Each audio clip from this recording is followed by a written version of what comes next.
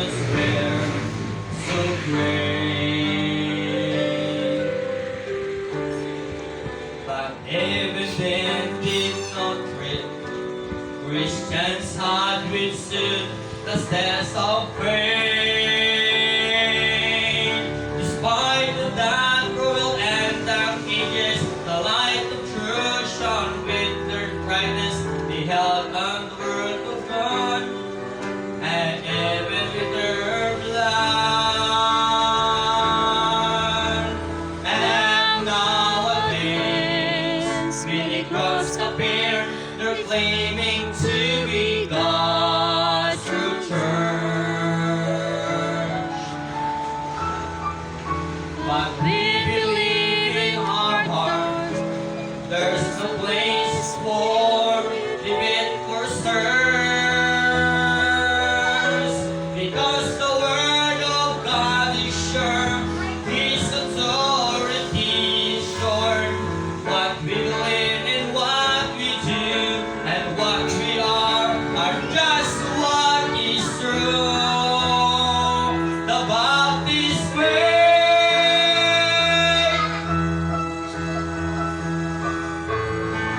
that Jesus name, and there's no other name. He is our Lord, our only Lord. So we tell the world we are Christians by conversion, Baptist by conviction. The faith that we have is the faith that we love. We must contend for it. Well fight and stand for it. And when the end comes, like that apostle me, we say, I have kept the faith.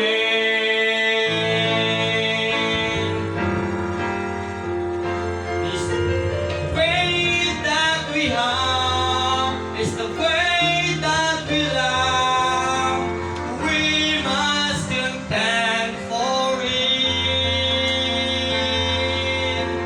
Well fight and stand for it.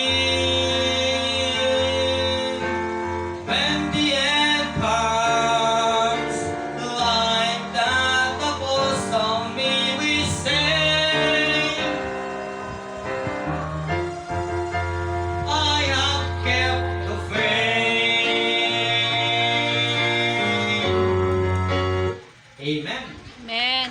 The Amen. Baptist faith. And may I request our pastor to please come and challenge us in the Word of God and announcement. So please pray for our pastor to travel the tapas, no? Wali sa pulong sang Biblia. Ayaw ko na i-pray nga kita sugong, oh. Fill in the, medyo punong kalita. Kami. Praise God, amen? Amen. Our time is 12, kaya kung balos, 12 na, no? So, hindi kompleto na